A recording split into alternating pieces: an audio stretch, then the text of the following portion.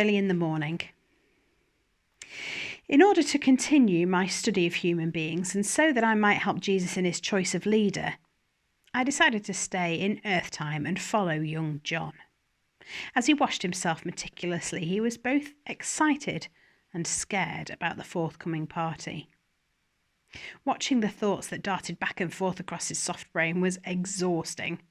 John had never met such a rich man before and anticipated foods and wines that he had barely imagined. On the other hand, Matthew kept bad company, and John was frightened by the prospect of being at a party with such people he'd been brought up to avoid.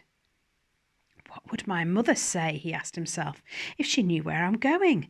People would say Matthew's parties end up as orgies. Does Jesus know this? What should I do if... John's body thrilled with excitement and then descended into an anxious sweat. In this confused state, he stepped out into the night, dressed in his smartest clothes to meet Jesus. His heart skipped down the road ahead of him. You may remember me explaining that to an angel's eye, humans are not at all easy to see. It is also the case that those who are closest to our boss in love and faith shine with heavenly life, whereas those who've abandoned any concern for our boss can become almost invisible. In Matthew's house, the whole spectrum was represented, from Jesus himself, who is as bright as the angels of heaven, to one or two of Matthew's friends who are a little more than faint shadows. Matthew was glowing, and as I watched him in conversation with the 4 fishermen, I could see why Jesus had chosen him. My own attention was attracted to one of a group of scantily dressed women who, to my eye, stood out from her companions. When she joined Jesus' little band of followers, John's blushes identified her to me as one of those women whose company his mother would not approve of. Matthew introduced the girl to Jesus as Mary from Magdala. When Jesus gave her a great hug, the whole room crashed into silence. Jesus, undeterred, continued to talk with Mary and Matthew, and the other guests returned to their conversations. My attention, however, was fixed on young Mary.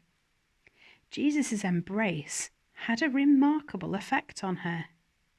She was growing in heavenly brightness with every turn of her discussion with him, so much so that she soon became the brightest human in the room, apart from the sun himself. My observations were interrupted by Archangel Michael, who arrived to warn me that trouble was on its way. Shortly afterwards, there came a loud banging at the door. A delegation had been sent from the local synagogue to inquire what the young rabbi was doing in such unsuitable company. Jesus walked out into the courtyard and spoke to the synagogue leaders, while curious partygoers peeked around the curtains. I was amazed to see that whereas Jesus' brightness, so to speak, had illuminated the lives of Matthew and Mary and others at the party, it seemed to cast a shadow on the faces of the synagogue leaders. After an intense but fruitless debate, they left.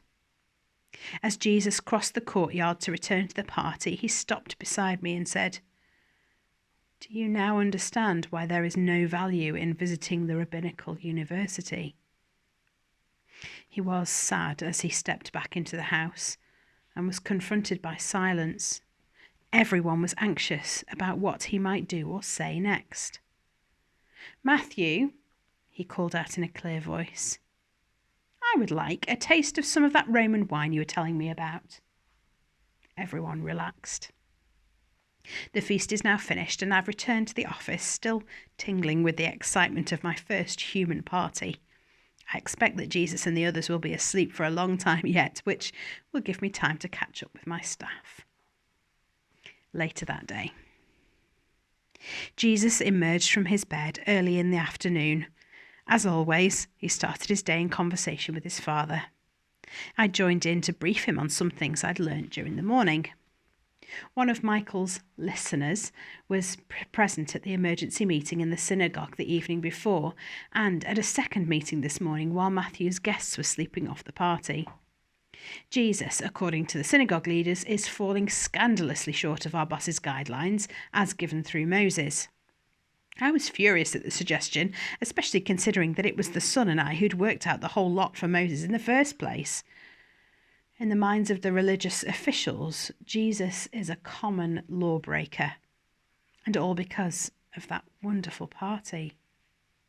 Jesus was quiet as I explained it all to him. I could see that he was hurt.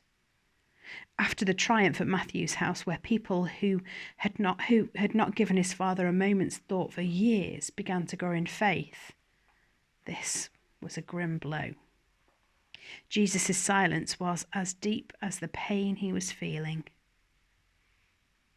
Several days later, Michael and Maff requested a special meeting with me to discuss developments down in Galilee.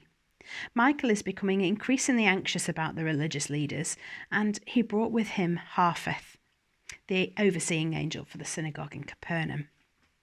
In brief, Harpeth is worried because his synagogue is in danger of splitting.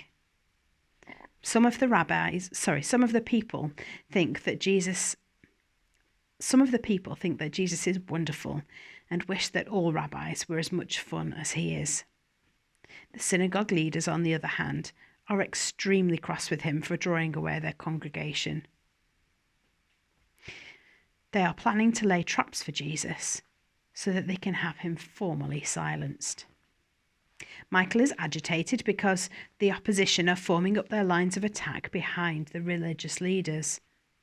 If it comes to battle, he informed us, we could end up destroying 2,000 Earth years of hard work in order to protect the next phase of our plan. Maff has obviously been talking with Michael. He said, Jesus is being manoeuvred into destroying the very thing he's gone there to restore, and I'm not sure he can see the danger. I told them their concerns had been registered and they should carry on as before unless they receive specific instructions to the contrary. I finished by reminding them, angels do not trust humans. They never have.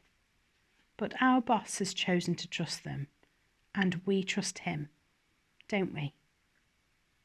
No more was said.